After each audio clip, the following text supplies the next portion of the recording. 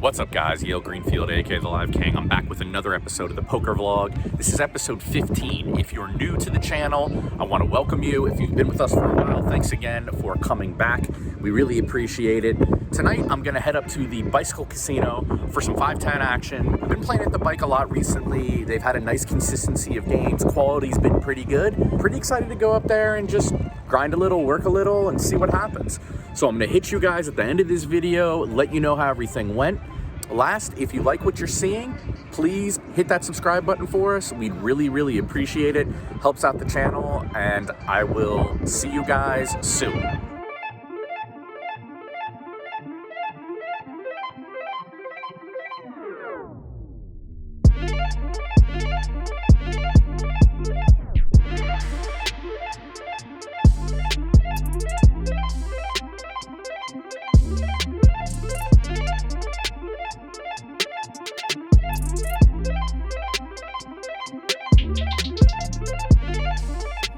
In this first hand, we pick up King 7 of spades in the small blind. This is a 3-blind configuration. It's 5, 10, 20. We make it $80 to go. And the straddle calls. He's a fast-talking lawyer who's a deal maker. He's currently trying to sell me a pool cleaning business, which ironically, I'm kind of interested in. The flop is 10, 9, 5, 2 diamonds and a spade, so we don't really have much working at this point. But I go for a continuation bet of $55. And the lawyer calls. So we're gonna need a little bit of help, and that's exactly what we get on this 6 of spades turn. So we now have an overcard, a 4 flush, and a gut shot. Just the entire world.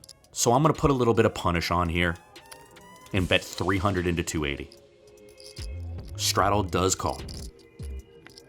And the river is a blank 4. It doesn't complete either the front door flush or the back door flush, or much of anything, frankly. But I'm going to show a little heart here and bet 800. And thankfully, the straddle does fold. 9s, 10s, or jacks? I'll just show you for fun. I had a bluff. You really? Yeah. So after he pontificates a little bit about me having jacks or 10s or any of these types of hands, we give him a little show to spice things up.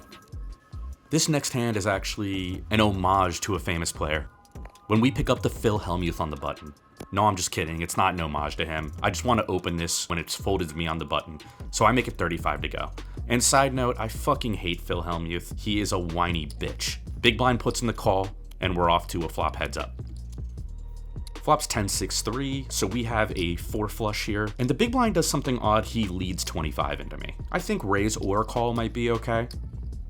But in this instance, I just call. And the big blind in this hand is the fast-talking lawyer from the last hand, and he's now telling me more about the pool cleaning business. But that aside, we hit a flush on the turn, and now he bets 115 into us. And I don't have any idea what this guy's representing here. I don't think he does either. He's just clicking, which is frankly really good for us. So now I've got an option between call and raise.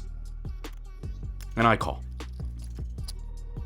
River bricks off, and he now checks. So the story he's telling doesn't make a lot of sense, but we've shown him a really big bluff previously, and I think he's on the level where he doesn't really know what's going on per se, and we're gonna try to leverage our image here. So I go with an overbet, and he quickly calls.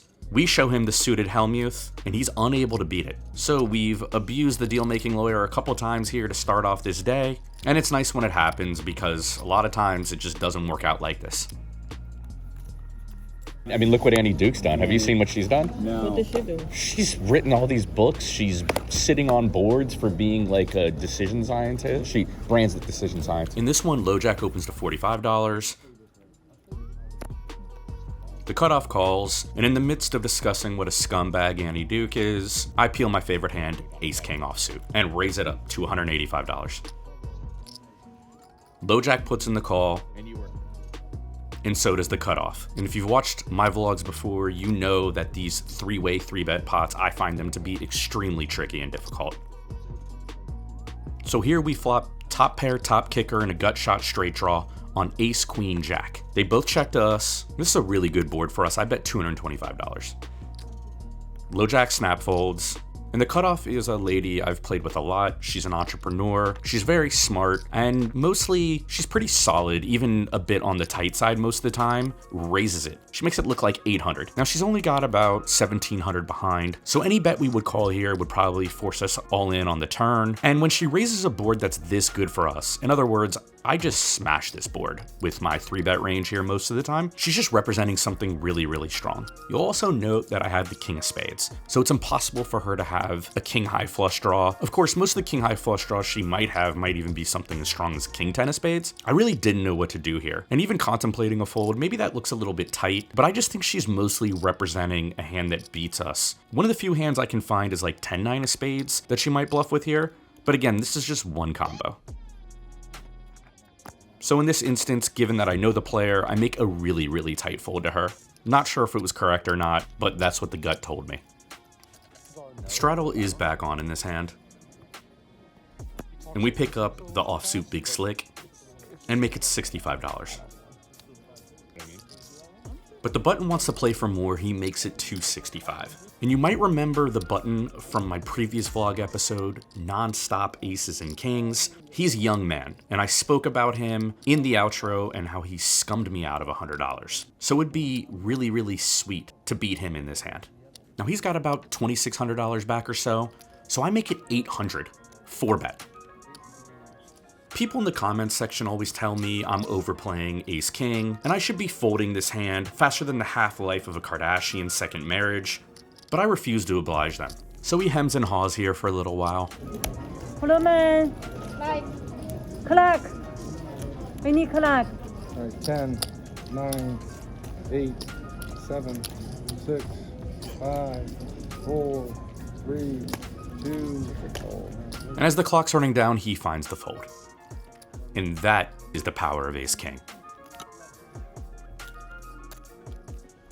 This next one features our recurring character, Young Man. Can't get away from him at Hollywood Park or the bike. He raises to $75, but I don't mind. I like playing with this guy. I got ace-jack of spades in the small blind and make it 300. And this time, Young Man defends as expected. Flop is 5-3-3, one of our suit. I think this is a pretty good flop for us. So I start with a bet of $300.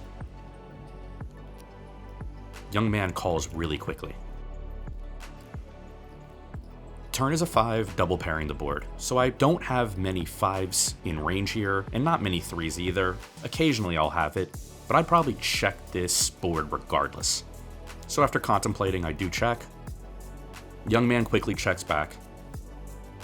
And the river's an ace, so sometimes neither of us are going to have anything here and it's going to be a board we chop on. Other times he could have a hand like 7s or 8s or 9s that he didn't want to bet on the turn because he's concerned I have a big overpair, and rightfully he should be concerned about that.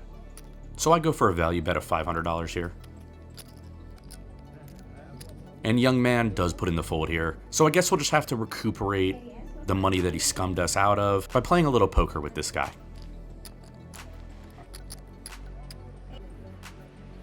We've got Jack 7 of diamonds in the straddle here. 65. The small blind opens to $65. And I don't know if he's a professional or recreational, but he's been really active and I put in the call. We flop top pair and a couple of backdoors. And the small blind checks. And when he checks, I'm not really sure what size to bet here, but I think he bet a lot of his value on the flop. So I go ahead and bet $85. He thinks for a couple seconds and puts in the call. We get a really good turn, which is a 6, completing rainbow. He checks it again, and just given what I've seen from this guy so far, I think we've got the best hand almost always. So I bet $200. And I'm not sure if he's going to take this as a bluffy looking size or what he's thinking, but I like this spot for our hand. He calls once again. The river's a king, so a couple of draws come in, and it goes check-check quickly. And he reveals king 10. For 2 pair.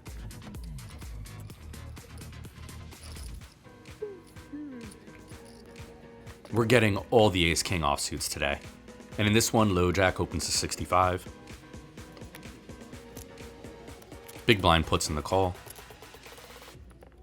And we pop it to 395. Low jack goes ahead and gets out of the way, and now it's the big blind's turn to act. And he completely perplexes us. He makes it 965 total. And now I'm pondering what this could possibly mean. From my perspective, there's absolutely no hand that makes any sense here. I can't think of any big hands that would ever take this line. Certainly not a hand like pocket aces or pocket kings, which of course we block with our ace king. If I had a hand like, say, 2 jacks, even 2 tens, I think with about $3,200 behind, I would almost always be going all in. So with a hand as powerful as ace king, All in. I put that into the all-in bucket as well for $3,265, and he quickly calls. You have a pair? No. I have a pair. Okay. Love to see that king in the window. We roll our hand over, and he shows us 2 queens. Never a hand I would expect to see in this spot, but Big Slick wins a monstrous flip. Okay guys, that is a wrap here from the bike tonight.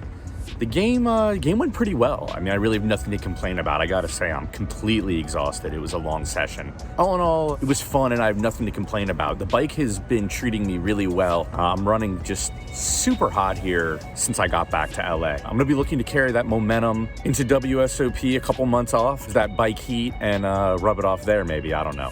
The other thing that I want to talk about is I get a lot of people in the comments basically talking about, you know, the lack of power of Ace King, my favorite hand. Ace King tends to win a lot of hands that don't get to showdown, that you don't see, just because it's a hand you can apply a lot of pressure with on people. Sometimes in the vlog, you're not going to see when I pick up a small pot with Ace King, or basically it just gives you the ability to, like I said, just to put a lot of pressure on people with the hand. And today you saw that my favorite hand did really, really well and won us a gigantic flip.